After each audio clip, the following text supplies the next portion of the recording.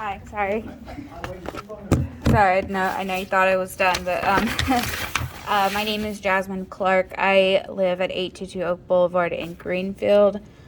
I'm not part of this community, but I'm adjacent and I am part of the LGBTQ plus community. And I just wanted to show up here and lend my support to some kids who probably feel like they were thrown out in the cold a little bit this past few days.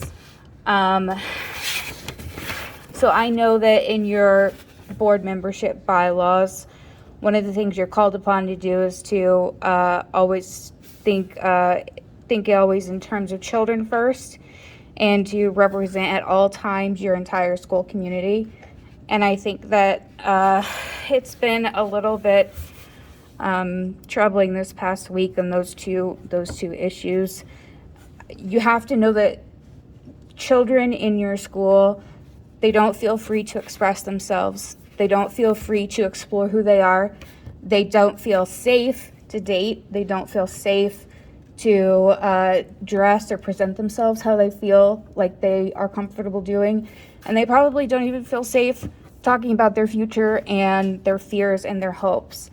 And you have some teachers here who were willing to back them up by doing the simplest, little, easiest thing. And unfortunately, now they know that they're in a system that identified that as problematic and, hold on, I wrote this down. What's the word I used? Sorry. Controversial and should be hidden away, when what we need to be doing is encouraging them to be exactly who they are at all times.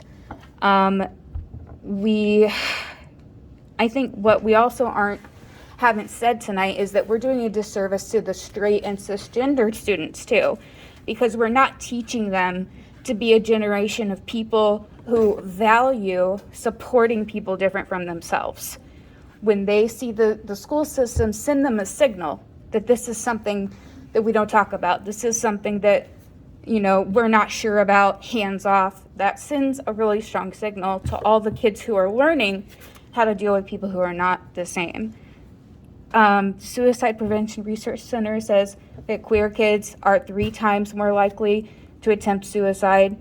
They're 2 times more likely to be bullied or harassed online or in person.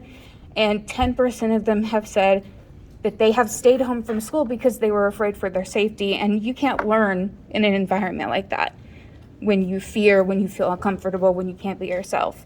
So I just, this isn't a political issue, and in times like these, we need leaders to stand up, to be brave, and to be loud about it, because neutrality does not save kids' lives.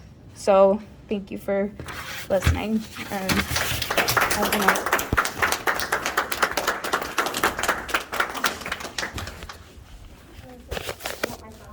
He's been playing games.